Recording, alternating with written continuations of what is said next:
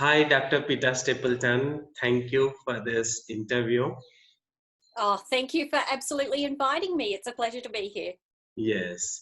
Hi, friends. Here is Dr. Peter Stapleton.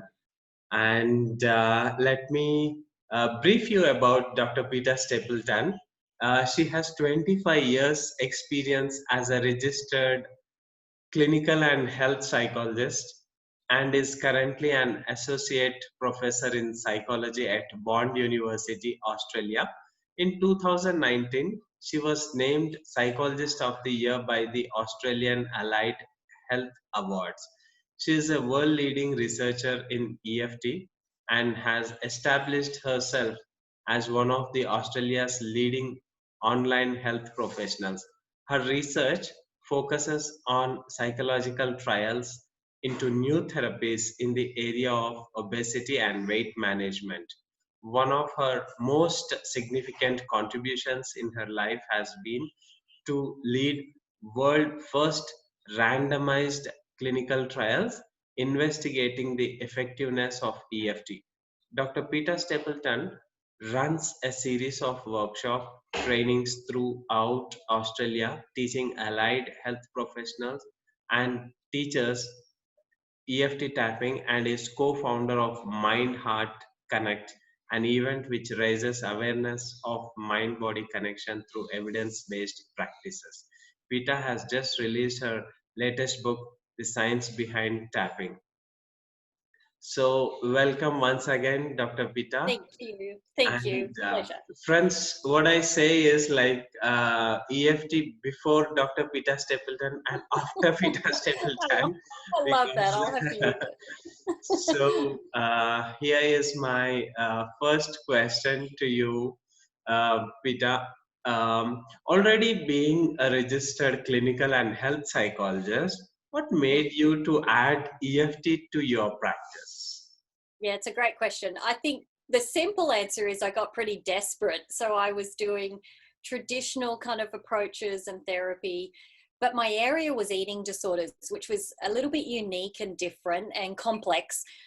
And I was kind of scratching my head because my patients weren't getting any better. So I took it very personally. So I was sort of, Okay. I was complaining to a friend, and my colleague had found tapping through Gary Craig online Okay. many years ago. And he said to me at the time, look, I've come across this really weird technique. I don't know how it works, but I think there's something in it. And I kind of dismissed him, but it was sort of a few months later, and kind of said, okay, you better show me what this thing is. So it came through a colleague, but it was because I was frustrated. I was trying to find things that would help my clients get better more quickly. And look, it was really weird, 18, 20 years ago. It was the strangest thing. I mean, we still think it's strange, but it was even Yes. stranger 20 years ago. Yeah. Right. That's awesome. So, uh, Peter, this question is being asked by psychologists and various people. Can we now call EFT as clinically proven or evidence based?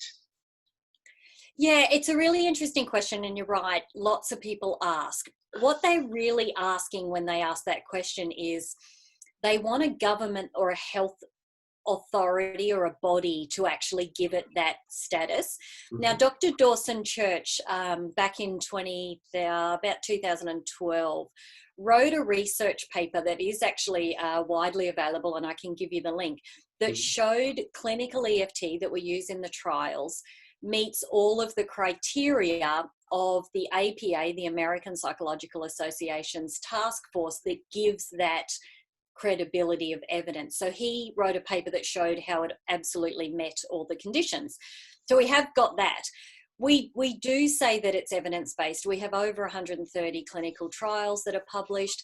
98% of them show positive outcomes in favor of tapping, EFT. Mhm. And really, it's a question when people ask of how much evidence do you need? Do you need 500 trials? Do you need 1,000 trials? Like, how many trials do you need? Yes. And really, and we do have it recognised now. So the Veterans Association in America have approved it. The Canadian Psychotherapy Association has approved it. NICE in the UK have approved it for government funding. It is being approved by all those kind of local bodies, which actually tells us they are considering that it's evidence-based, and we have enough research. Okay, okay. Thank you. So now I can tell, yes, EFT is Yes. evidence-based. And Yeah. if you need more information, please watch this interview with Dr. Yeah. Peter Stapleton. Yeah, we'll give you the papers. Yes, Yeah. yes. And Peter, what is the difference between other forms of EFT and evidence-based EFT? So, So, yeah, what we do in the clinical trials, and this is most of us that run research, is we use the same type of EFT, which we call clinical EFT or evidence-based EFT, which really is the side of the hand to start with, and then the 8 points that finish on the top of the head. Now, that came out of the basic EFT recipe from Gary Craig originally. There's lots of versions of that, though. You only need to do a Google search and see, oh, that person's using extra pressure points, or that one's using a slightly different sequence, or whatever. And all of those exist. There's nothing wrong with any of those approaches, but the research only looks at the original method of EFT, the 8 points, which all we're trying to do is establish the evidence for the foundation kind of approach. And that way it's much easier to sort of say, look, if you add in extra points, we know the original recipe works, so extra points will probably just add to it, that kind of thing. So there are lots of variations. Sometimes people kind of have their own combination and they might own that approach, that kind of thing. Nothing wrong with any of them. If you want to fall back to, well, what does the research trial say? We just use clinical EFT, the basic form, which I think is fast enough. Like it's quick, it works, and that's what we're trying to sort of demonstrate in all of the research papers. okay, okay. Thank you, Peter. And Peter, please tell me more about your book, The Science Behind Tapping. Yeah, so that invitation came from Hay House a couple of years ago now, and I've got to say, Nazam, I was horrified because I thought there's a lot of researchers in the world. Why are you asking me to write a book like this? So I had a bit of a moment where I had to do some tapping, to kind of go, oh, okay, here I am just doing my research. But in the end, what we did, because we thought there was a need, there's lots of Hay House books on tapping, and Nick Ortner is really big in that space, which is fantastic for the general community. But a lot of people out there that read those self-help books do want to know about the science and the evidence behind these self-help techniques.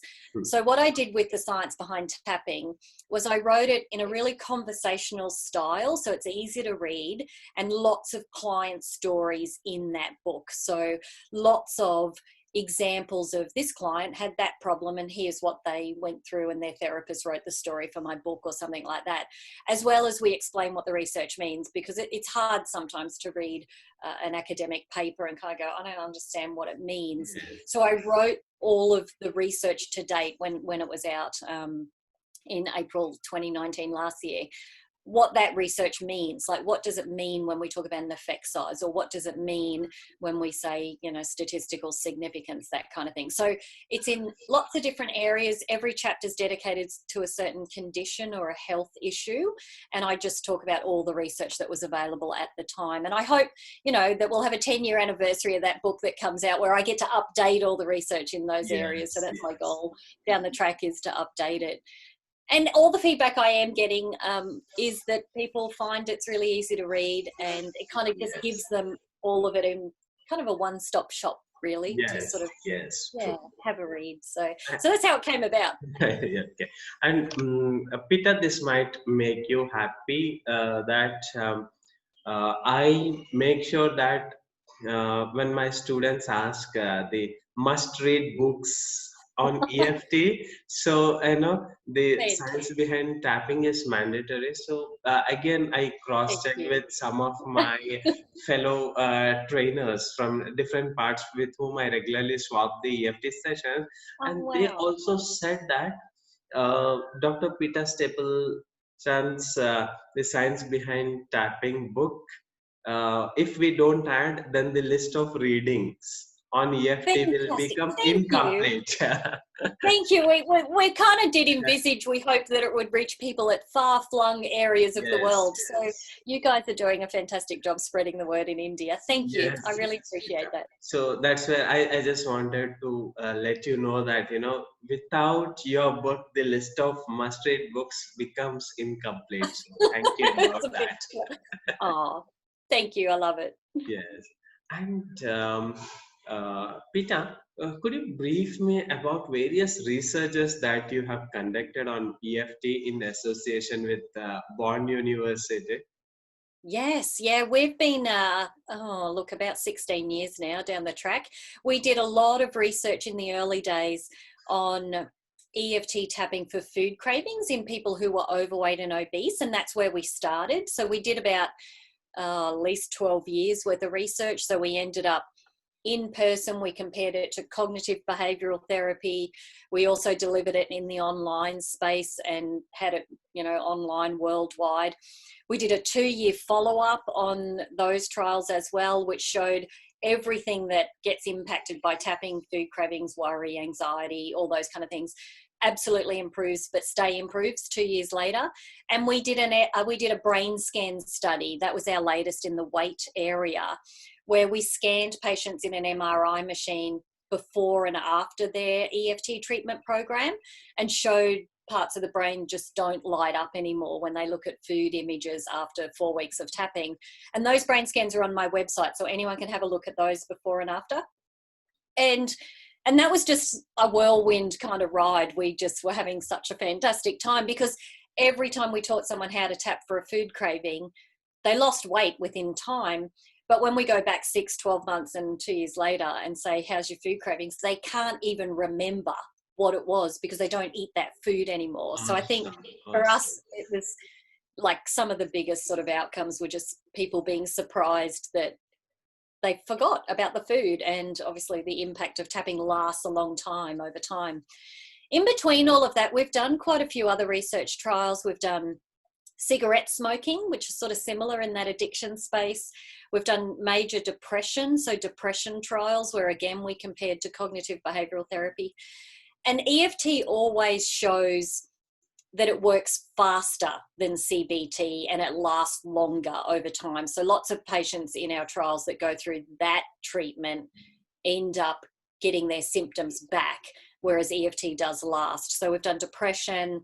What else? Oh, I've got to think now. We're currently right in the middle of a chronic pain trial online. So that is, there's 2 different aspects of that. One is self-paced, so people put themselves through the program with videos, and the other one's a live one where they jump on like this, where they do have like a therapy group that they come to every week. So we're in the middle of that. I'll be able to talk about that in about a year's time, but we can already see the impact. And we just finished a cancer support trial, so that will come out soon, where we actually had patients going through chemotherapy and we taught them tapping to cope with their diagnosis and their treatment options and any other emotions. And that was, I must say, that was a profound trial to be part of. It was very different to our food weight trials. And yeah, from a health point of view, it was really great that this health service included tapping as a support. So yeah, so I've got heaps going on. I've got loads. But I love it. I love it. I think all introverts love research in academia. It's great. So Bond University and Dr. Peter Stapleton, I should call you like James Bond University now for EFT. I must say yes. they support me no end. They just, I don't know if they think I'm the weird tapping lady, but every time I ask for something, they're like, sure, whatever you like. So yeah, they're really good. Peter, like lot of weight loss programs, like with the Photoshop, the before and after. Friends, if you really need evidence-based and with proper research, please do visit drpetastapleton.com. and it is research based, not like, before after Photoshop. It is proper research conducted. Yeah. And Yeah. I'm curious to know about, as you spoke about the weight loss and food cravings, Mm. Peter. I'm sure a lot of my friends also were asking this. I'm in this lockdown. We have started, like, eating Yeah. food, no workout, and all that. And this new word has come up with the Corona kilos. And Yes. could you please tell about your weight loss program, Peter, and how is it Yes. good? How is it different from other programs? Yes. So after we tested all of our trials in that online space and obviously found that it really did work, and we do have people losing, over 12 months, incredible amounts of weight, because they might also apply tapping to motivation for exercise and lots of foods, not just a single food. So they end up losing, 35 kilos, whatever that is Oh in my pound, over God. 12 months. Like, I know, excuse the pun, but it's like this huge amount of weight, and they Yes, keep it yes. off. I have got a couple of photos of a few of our early participants who do have before and after photos through Yeah. tapping. Not quite the Weight Watchers sort of look, but yeah, they keep it off. It doesn't, because they keep tapping. I guess that is the issue. What we ended up doing was we also really liked the idea of mindfulness and mindful eating. So we ended up expanding our online trial and creating a weight management program, which we run all the time, but a couple of times a year. When we open that up, I'm available for personal support in that program. So that is with a colleague, and Glenn McIntosh. So it's called Weight Management Psychology, and that's where anyone.com can find the program. And what we really think is different about this, so we talk about mindful eating and we talk about, no distractions and lots of things, but the act of tapping on foods that you might find hard to resist, or willpower is a bit tricky, or you just don't like exercise and wish you were naturally motivated. We teach you how to tap for all those things. And I think what I like the best is, even if you were doing another diet program, or you had a personal trainer, or you're doing some 12-week challenge, the tapping program will support that. So it'll just help you with any kind of willpower issues. And I think anything that can make it a natural state, so that you don't have to use any kind of force to stay away from the chocolate or whatever it might be, just makes it easier. I think that's what I'm into. I'm probably inherently lazy, Nazam, at some internal level. I just want things to be easy for people. Yes. So I think I would love to see, my ultimate vision in that weight space one day would be that all the major diet programs we have that people are familiar with, or weight loss programs, that they include tapping, whether it's our program or something else. I mean, we've got 15 years research to back it up, but if people just use tapping on those foods they find hard to resist, or their exercise motivation, or drinking more water, or whatever it is, all the other aspects of their weight and diet will be easier. And we know that it lasts long term. Our people haven't put weight on 2 years later. They're just off living their merry lives. And they've forgotten about the chocolate cake or the, crisps or whatever it was that they were tapping on back in the day. So that's my ultimate vision, putting it out there. Yes. We have the research, and now we have available a program that people can. Yes. So if our listeners just go to weightmanagementpsychology.com, you'll find the tapping program there, and it's open all the time throughout the year. Couple of different options, 8 weeks and 12 weeks. And once a year, I am available in that. And it's always July every year where I'm available for personal support as you go through. Amazing. Yeah. And also, please share about your master classes programs that are listed on your website, Peter, so that Yeah. whoever is interested in those courses, they'll get a basic Yeah. idea about it. Yeah, for sure. So we do have, like, worldwide, there's a lot of people that have attended EFT trainings. Lots of different bodies and associations offer that. So we know there's a lot of people out there that go to a general training, learn about lots of little things that EFT can be applied to. But what we decided to do was help support them with sort of masterclasses that took a single topic and really showed you how to apply EFT. So on our evidence-based EFT website, we have these masterclasses that people can just go through, learn only how to apply EFT, say, to chronic pain or to eating disorders. So that's one, or to stress, or, you know, something else. Cigarette smoking is one of our new ones that's there. So all of it's based on our research, but it just helps people understand a little bit more about the intricacies in a topic area, which unless you become an expert, you mightn't realize, oh, I wouldn't have thought to have done that with chronic pain and tapping, or, oh, I didn't realize that that's something you need to tap on if you're trying to quit smoking. So lots of those masterclasses are available. We've even got some on how to set goals, goal setting. And we had recently a new facilitator, a trainer of ours, developed a masterclass on using EFT for dreams you have at night and even nightmares. So that one's a brand new one out there of how can you use EFT to work out what was that dream about, or if you have nightmares, how can I use tapping to help with that? So we keep adding different masterclasses. Yes. They're out there for everybody, and obviously you can work through at your own pace. So they're all videos and handouts and things like that that you can download. Excellent, Peter. And Peter, you said like you were frustrated with the results and you wanted more, and that's how you ventured into EFT.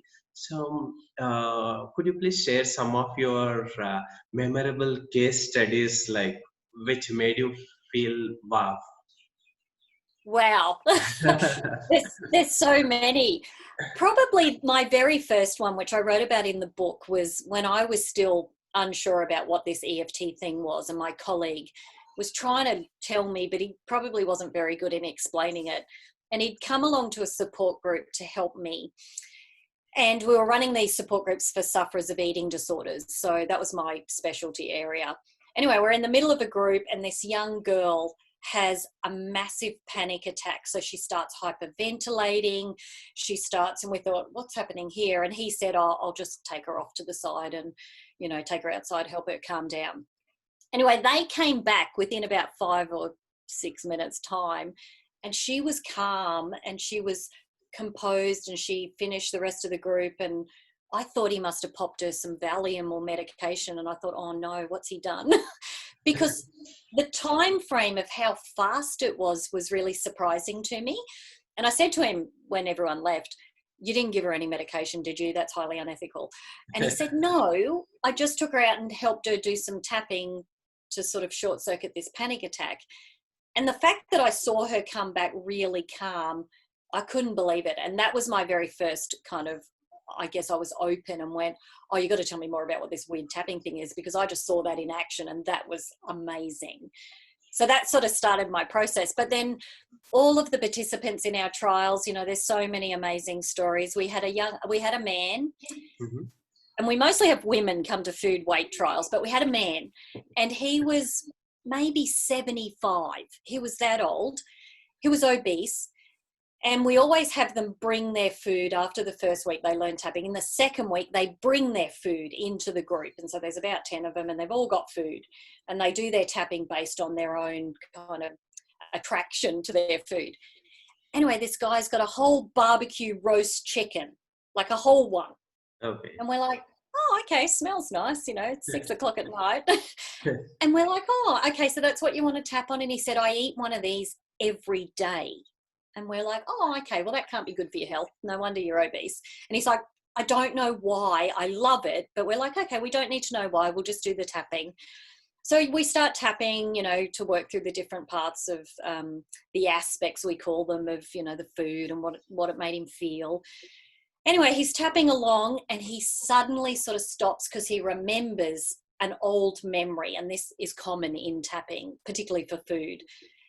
And we're like, what's happening? And he said, I just remembered my birthday when I was about 8 years old. And we're like, okay, tell us about that, because obviously the tapping's helped you remember something connected to this roast chicken. And he said, it was my birthday. We had a very large family, lots of kids. Money wasn't very kind of abundant. So it was his birthday, and his mum had said, look, he didn't get a present, but what would you like as your birthday dinner? I'll cook what you want. And he said, can I have a roast chicken dinner? And she's like, are you sure you don't want something more special? Because, you know, we can't afford to buy you a gift. And he said, no, I just want the roast chicken dinner with the roast vegetables, but I don't want to share it with anyone else in the family. I want to eat the whole thing myself. Okay. And so they allowed him because that was his gift. But he had obviously such a strong, pleasurable feeling attached to that birthday dinner. And for the rest of his adult life, he'd been trying to find the same feeling through the roast chicken. Anyway, it was profoundly moving and emotional, and he got to tap all the way through that. And I do remember contacting that gentleman a year later to sort of say, oh, we're checking in, how's your thing? And I've got a list of all the foods, and I'm like, how's your barbecue chicken? And he just started laughing. He said, I haven't thought about having a roast chicken for probably the last year. I can't remember the last time I had one. And I said, I remember, it was in our group on week 2 of the program. And he just laughed because he didn't need to find the feeling anymore in the chicken. And that's a really common experience when people sort of do our food trials, is they realize the emotion. And we've got lots of stories like that where people realize different connections and are able to use tapping to help process that for themselves and get to a better space where they can find good feelings, but not through food, and then lose weight and things like that. So yeah, I got 15 years worth of Yes, stories. yes. So there are a couple where you do, like, I know tapping works. I use it myself. My teenage daughters use it, but you still have those moments where it takes your breath away and you just go, oh wow, this is amazing. Yes. Yeah. Yeah. And Peter, you said one of the researches that you have conducted in the Bond University is about helping people to quit smoking. So usually in this de-addiction programs, people are on psychiatric medication Yeah. to cope up with substance abuse, all this stuff. So when you tried EFT with these people, they were not on any other sort of medications? No, normally they weren't. So our smoking trial that we ran was for a large organisation. They had a employee problem where all the employees smoked, and it was a health company, so it didn't fit with their image. So we went in there to help so they were all active smokers. They weren't trying to quit in any way. Okay. So they were offered this program free of charge. The company paid for it. So it was voluntary. They didn't have to do it, but in the end, there was about 35 people who did. And so what I really like about tapping in the addiction space, and there's been a couple other trials around the world very similar, where when you use tapping for a substance, even if it's like in our pain programs, we might use tapping for high doses of opiate medication as well, to try and kind of get some of that to come down. There's no withdrawal symptoms that seem to happen when you use tapping for quitting. Yeah, and I think I've got a colleague who's a pharmacist who uses tapping to help her patients come off high doses of opiate medication, and they don't get any withdrawal symptoms and they don't get any side effects, and they just get to a manageable level to do other therapy or whatever it might be. But our smoking participants were the same, that even if they were smoking a pack a day of 30 cigarettes, because we went back 3 weeks later and then a couple of months later and gave them some booster sessions.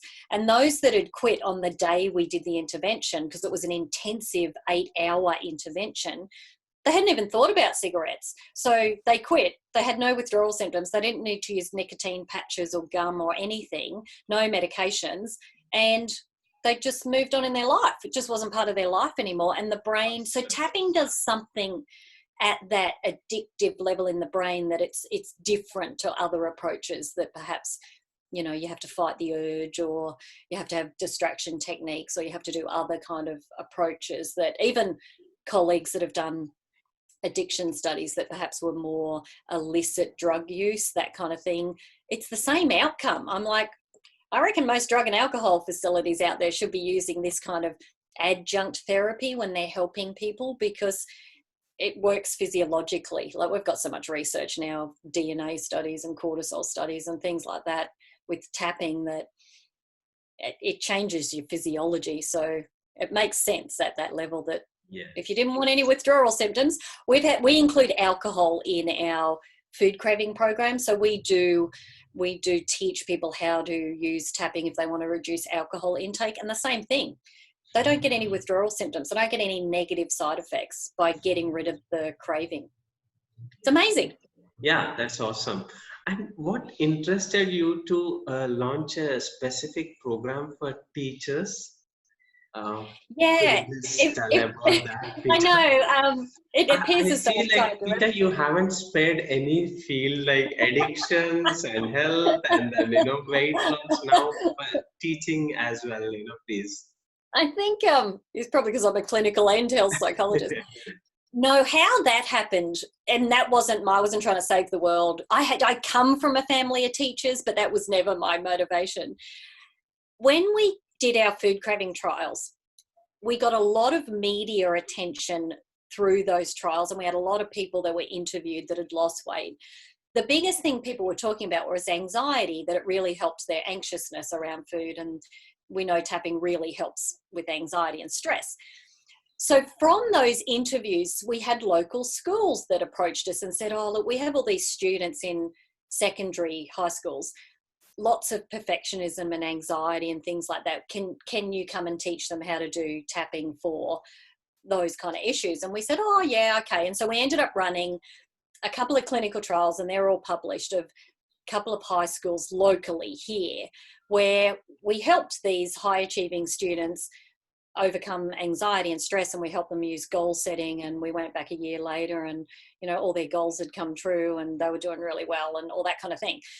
So because of that, we had these schools around the world kind of going, oh, can you come and run programs here? And we're like, we can't physically come to all of these places. So it kind of got born out of a need, I guess, of, okay, well, there seems to be a lot of teachers out there that want to learn how to use tapping in a classroom like we were doing, but they don't need to learn to use it for trauma or, any of that kind of stuff, because that's not what you do in a classroom. So we developed, and we thought, well, we'll see if it just answers a need. We developed tapping in the classroom as a training for teachers, anywhere from little children right through to the end of high school. And I wonder if, we put it out there, if it actually works. So we did that, and we do support them in an online space. And we've had about 1,000 teachers around the world now go through that program. Amazing. So they're everywhere, and they just get lots of handouts. They get lots of videos. They learn how to just use it in the classroom space. And it's sort of like a movement of its own that we, we answered a need because we physically couldn't get everywhere around the place. But it has been a really lovely kind of, it's almost like a project on the side for me. There's this side project of tapping in the classroom, and it's really amazing. I've got lots of colleagues overseas who help out with that program, and we just had a kind of Pixar quality video made of a character for little ones to tap along with, and that's just been wonderful, that kind of thing, where they can bring it up on their phone, and we're going to put it in an app where they can just do the tapping with this little character that looks like a Disney character kind of. So there's some really lovely stuff in that program, and teachers telling us, I knew nothing about tapping, did this program, it's great, I'm using it in my classroom, and they know what to do. So yeah, thank you for bringing that up. I often don't talk too much about tapping in the classroom because it's got to have its life of its own, but it's lovely. That's how it came about, though. Because, nowadays, like, teachers are also going through a lot of pressure by themselves.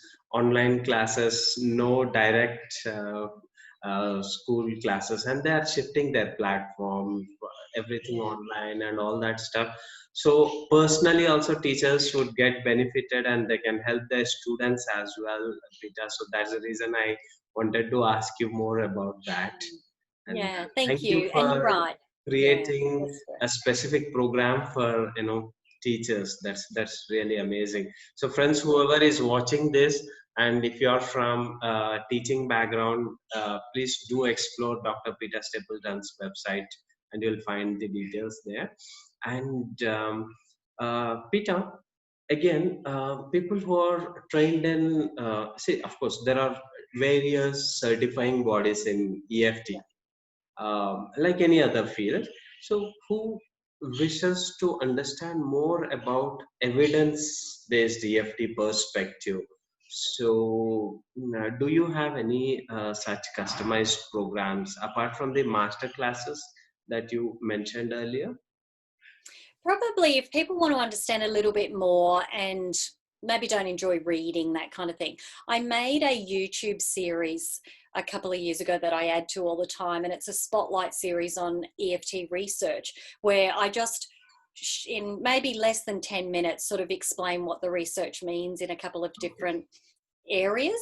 So we keep adding to that, but it's like lots of people like YouTube and they like being able to just watch something and kind of go, I just want to know what's the research in chronic pain, or what's the research in, that anxiety area, or eating issues. So if anyone, they're free, people can just jump on there, just my YouTube channel, and just have a look for the research spotlight series, and you can actually learn more about, I do put all of the references of what I talk about plus other websites people can research and have a look at as well, just to find out what is the evidence and what's out there.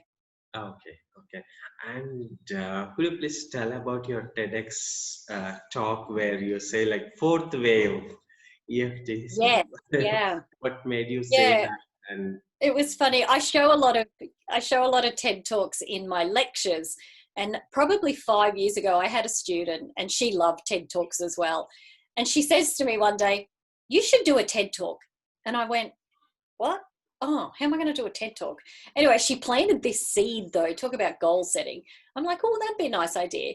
Lo and behold, a couple of years later, there was a local TEDx that was being put on, and it was by one of my past students. So she had got the license and asked me to speak at this TEDx. So again, thank goodness, had some tapping, because I actually did tapping with all the speakers that were nervous out the back, which was really great, because they were all kind of nervous about doing their, because it's live and it's all being videoed and you only get one kind of take at doing the talks, and then they end up on YouTube forever, so you've got to make sure it's what it is that you want. So I decided I would speak about EFT, but mainly that it's sort of a disruptor, if you like, in the therapy space. So the topic of my TEDx is therapy facing a revolution? Like, that's the title of it. And I talk about that there's 3 waves in psychotherapy, everything from Freud, psychoanalytic, then the behavioralists, Pavlov and his dogs, and then the cognitive behavioralists. We've sat there for about 40 years. But what I propose is that maybe the 4th wave that is coming back into therapy is the body-based approaches. So EFT is one of them, but I mentioned EMDR, the eye movement one is another one, somatic processing, yoga. Dr. Bessel van der Kolk is now researching yoga as a therapy option, that kind of thing. And so my 18 minutes of fame in my TEDx is talking about how EFT really is disrupting the therapy space, but also the outcomes that it's achieving in comparison to what we traditionally think of as counseling, cognitive behavioral therapy, even mindfulness, things like that. EFT gets the outcomes in half the time. So I talk about that. So you can see sort of slides up behind me, and it was really, I had to learn it off by heart. I've never learned anything so hard in my life, because I couldn't turn around and I had to know it. And it was hysterical. yes. My children were sitting in front of me. I can see them in the audience. So yeah, it was really, it was an amazing experience and a goal that my student kind of planted in my head 5 years earlier. So it's great. Love everyone to have a look at it and just see what they think. And Peter, you have also learned NLP. I have gone through your profile, different modalities, timeline therapy, Yeah. and different others. Yeah. Still, you love EFT. Why? What makes EFT different from Yeah. NLP, hypnosis, and other modalities available, and why Yeah. EFT? Yeah, I think when I first came across EFT through that colleague, that is when I did all those other trainings as well. So we were looking for techniques that would help our clients change quickly and at a deep unconscious level, so that they didn't have to think about, oh, what am I supposed to feel now or think now? So I trained in neuro-linguistic programming and timeline therapy, and I still love timeline therapy, and I do that with clients.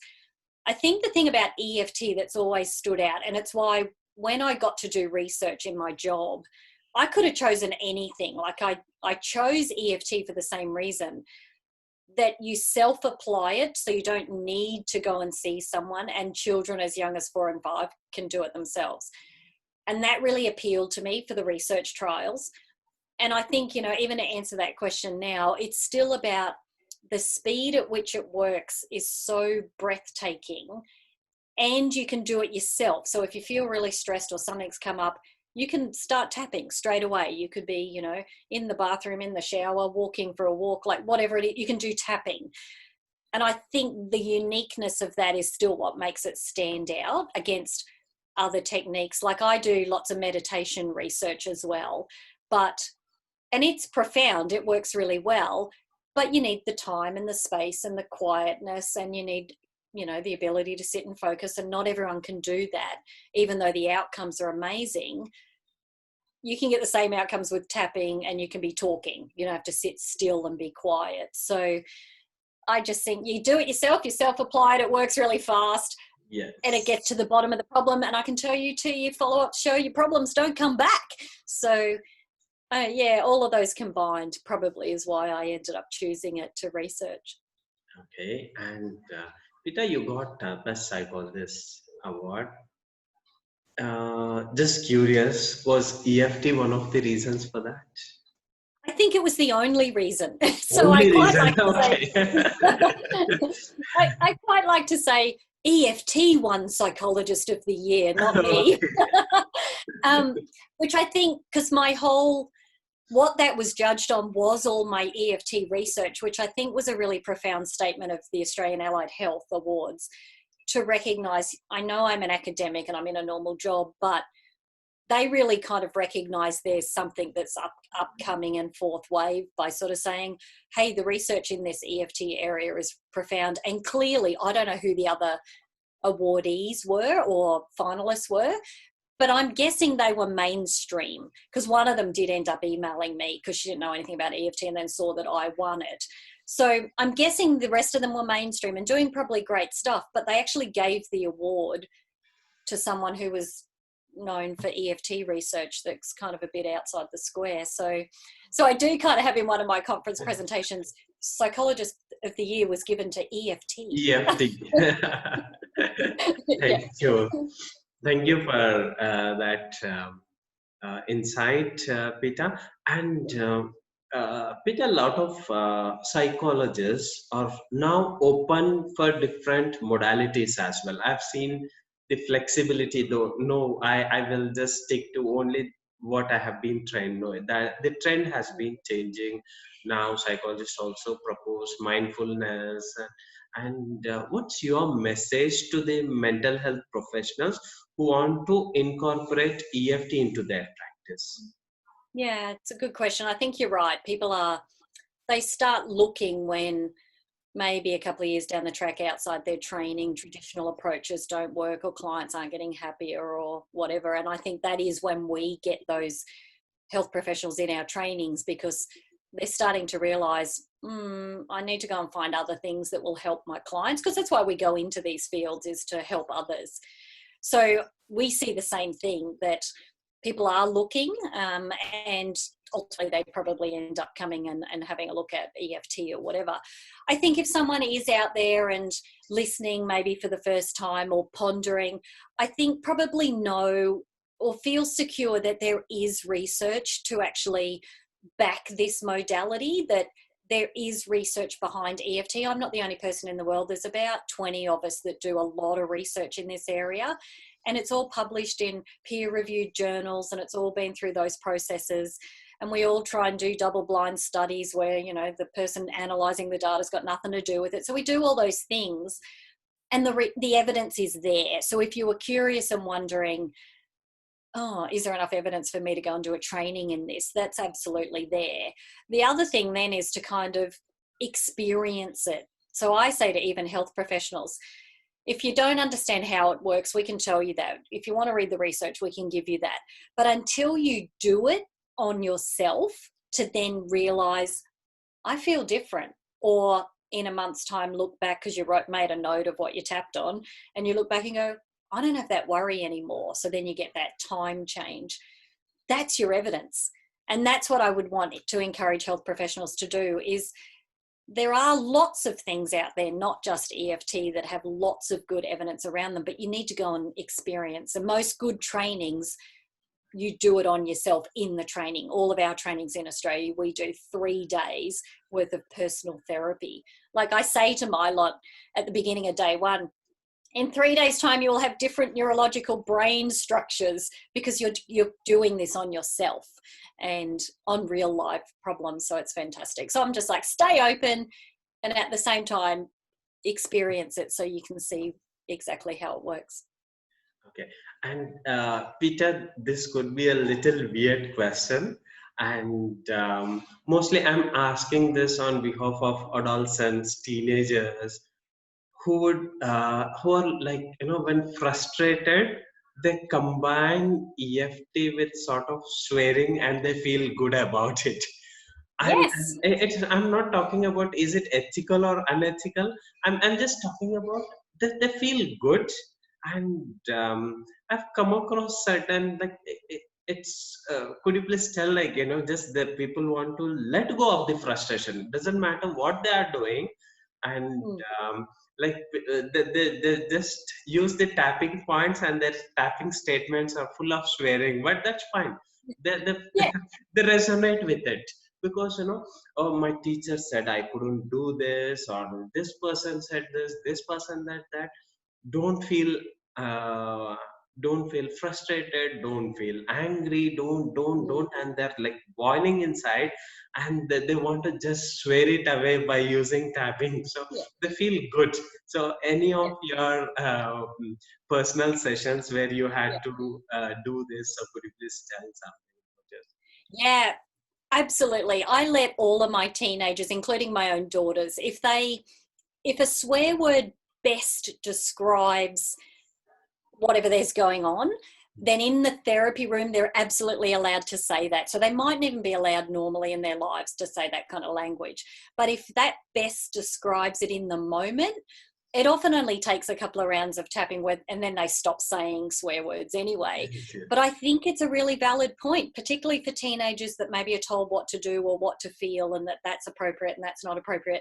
When you give them the freedom and say, oh, you can swear, you can yell, you can stomp around, as long as we tap at the same time. Yes, yes, yes. Yes, you can have a pity party, you can feel bad for yourself, as long as we keep tapping. And they love it. So exactly what you say. And it doesn't take long before it shifts. The end goal is they feel amazing because they let it go. So we do teach our health professionals we're training that concept, that it's absolutely okay. And funnily enough, we do get them to do a little practice where they have to swear and tap. And some of them are just like, oh, this is a bit, Yes. teenagers, yeah, I think it gives them great freedom. So we do it as well. Yes, yes. Not only teenagers, even adults Yeah, also. anyone. Because someone is frustrated Yeah, with their boss or something. yeah. And Pita, I call this as, in my personal sessions, I call this as F therapy, and I make them do it. Love it. Yeah, Yeah. that's fine. It's Unless, therapy. as long it is working, that is fine. So, but still, from a properly qualified mental health professional, I just wanted to, just discuss this. It's Yeah. okay to swear, but it is not deliberate. That was a situationally they Yeah. wanted. Like, for example, one of my participants, like, she lost huge money by trusting someone, and then everyone was telling, you need to be gratitude, you have to believe in karma, and she was boiling inside. And when Mm. she started swearing combined with EFT, I'm like, oh my god, Nizam, Yeah. this shit works. Then Like, she can get to gratitude down the yeah. track. Yes, first release, then comes, yes, whatever is the solution comes. So thank you for confirming. Now I can say, friends, F therapy works. We're allowed. And uh, Peter, about whoever wants to conduct research, I have seen you have created a master class on your website about how to conduct research using EFT. Could you please talk about? Yeah, so a lot of practitioners out there who are working end up collecting a lot of data on their clients, or they give them questionnaires, to fill out, that kind of thing. And sometimes people do really want to contribute. So in that masterclass, I do talk about how you can make that a valid thing and obviously have your name on it. You can reach out to universities, anyone can, and say, look, I do all this work and I collect all these questionnaires and answers, and I'd really like to do something with it. And in the EFT world, I have people contact me all the time. I mean, sometimes we can help them out, sometimes we can't, but anywhere around the world. So it is a really unique way, I guess, to be involved in research, where you don't have to be attached to a university. You can be a therapist out there in practice, but you can partner. So not only myself, but other, researchers in America or the UK. And we love it when somebody already comes to us and says, hey, I've got all this information and data, and can you help me write it up and have it published and things like that? Because we always have students that can help out with that kind of thing. So that masterclass, I talk about why it is important to collect data like that when you're a therapist, but how you can then use it and how you can participate in research. So yeah, it's a wonderful opportunity. And I'm working with people in Sweden at the moment who are practitioners, and we're doing a worldwide stress study using trauma tapping and EFT, normal EFT and havening, and a few other modalities as well. So we'll collect that data over the next year, and they get to say they ran that study. We just help them out with it. So that masterclass goes into all of those. So nice of you for contributing and helping people to conduct their own research through this masterclass. It will be a great source of reference as well. And Yes. Peter, maybe perhaps this is my last question here. So what's your message to everyone about EFT and who are skeptical about EFT, or like your message? Yeah, thank you. Look, there's nothing wrong with being skeptical. I think, it helps us be discerning and learn, truth from, fiction and things like that as well. And that's okay. I think when new things come along, like tapping and EFT, if there is a lot of research like we are talking about, that maybe being open to exploring that. Like I say to people, it's okay to be skeptical, but be curious. So rather than let skepticism be your door that closes, if you don't want to sort of be open because you think that means gullible, just be curious and go off and, curiously look at what might be out there and what can you find, and look at reputable websites and talks and things like that to kind of go, oh, okay, what does that mean? That sort of thing. Obviously, if you can take it a step further and experience EFT yourself, particularly with a professional practitioner, obviously you'll get an outcome there that is a personal story then that you can actually, make meaning. And look, there's lots of things out there, books and free things and talks and stuff like that, that if you stay curious, you can at least sort of maybe learn something that might be able to help you somewhere in your life. I mean, I try to take that approach with most things these days outside of my world, and kind of go, okay, well, I've never heard of that, but okay, I'll stay open to what that might mean, and can that assist me in some way in my life. So maybe that's my word to end up our chat, that we're all going to be curious from this point forward. Thank you very much for your valuable time and for this wonderful interview, Dr. Peter. Thank you very much. Thank you so much. I hope everyone enjoyed, and look, feel free to email and reach out, and stay connected, everybody. Sure.